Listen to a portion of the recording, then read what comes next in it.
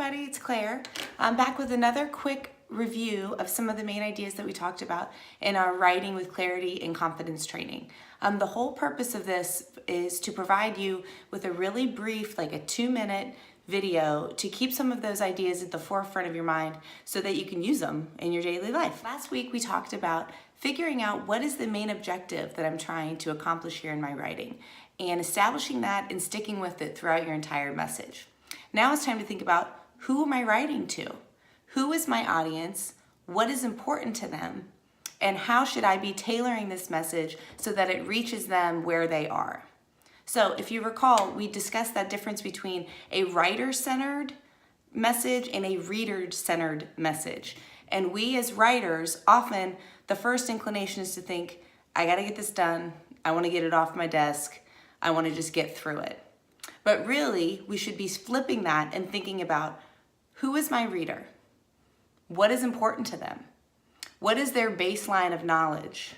How do I want them to feel after they've read this message?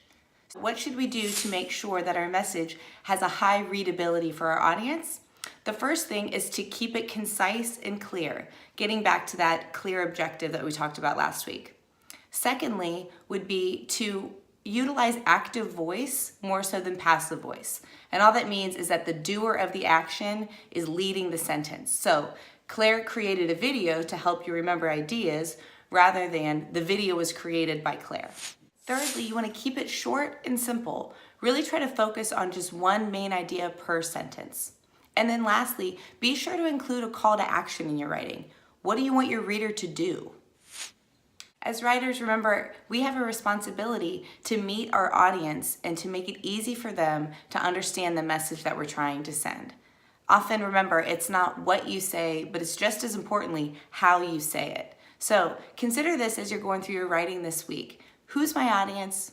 What's important to them? And how can I compose a message that best meets their needs? And I'm so curious, how are things going with your writing?